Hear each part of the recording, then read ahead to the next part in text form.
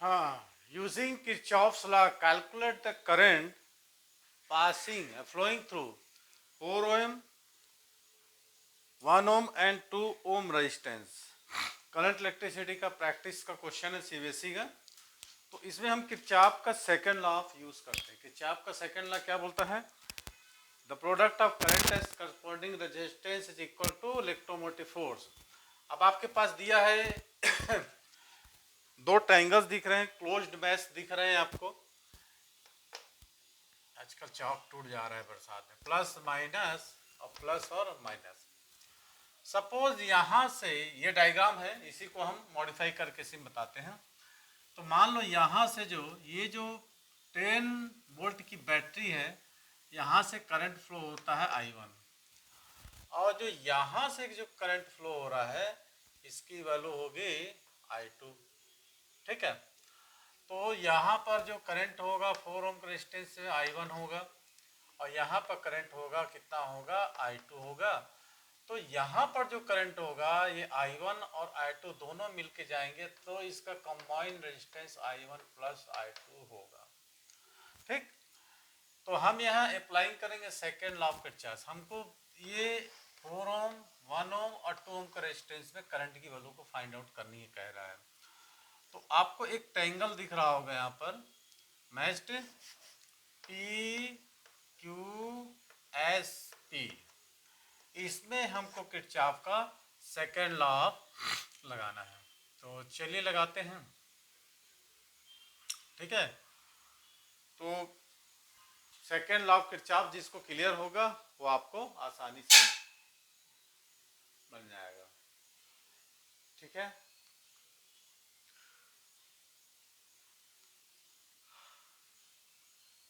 लगाइए और बनाकर सॉल्व कीजिए।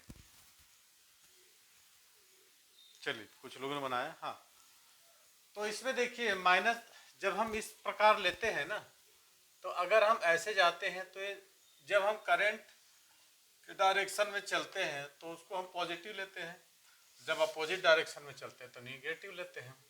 तो ऐसा लिख सकते हैं -4I1 प्लस 2I2, है ना, और प्लस कितना होगा? 10 वोल्ट की बैटरी है ना, तो इसको ऐसे इक्वल टू 0।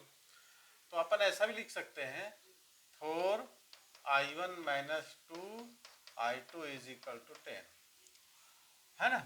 कहाँ है ये 4I1, और ये अपोजिट डायरेक्शन में जब ऐसे हम चलेंगे -2I2 इक्वल टू 10। तो इसको 2 से जब कैंसिल आउट करोगे तो 2I1 minus I2 is equal to 10।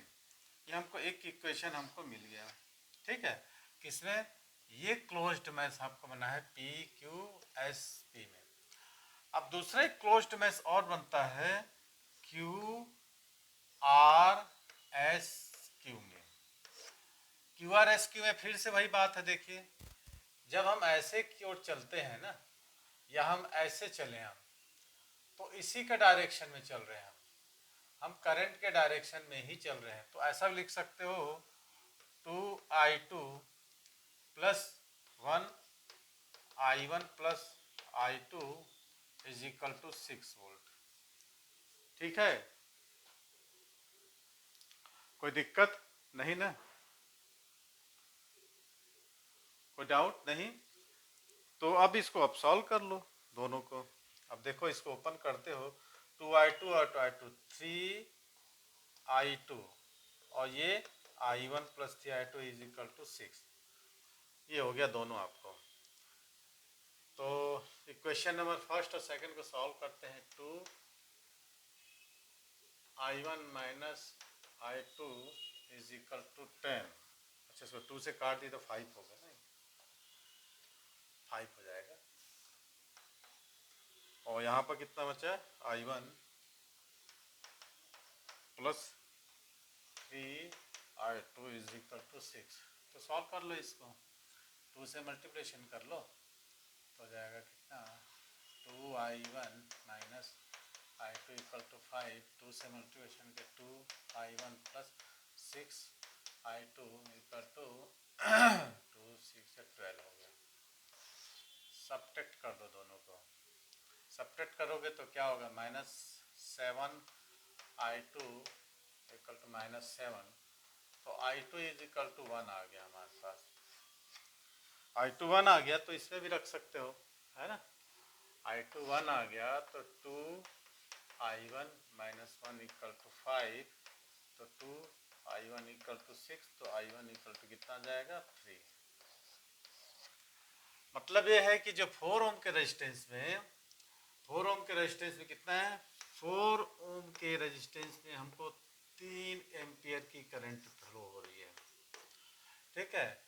2 ampere, 2 ओम के रेजिस्टेंस में हमको कितना फ्लो हो रहा है, I2 कितना निकाले हम, I2 कितना निकाले 1 एम्पियर, टोटल कितना था।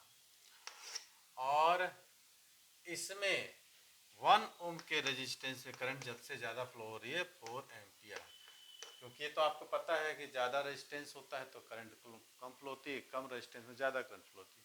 ये क्वेश्चन था सिंपलीफाइड क्वेश्चन, चलिए इसे सॉल्व करिए। और ऐसे ही वीडियो देखने के लिए मेरे इंस्टाग्राम, फेसबुक और यूट्यूब चैनल को फॉलो कीजिए, सब्सक्राइब कीजिए, लाइक कीजिए, और आपको ऐसे ही वीडियो मिलते रहेंगे। Thanks for watching.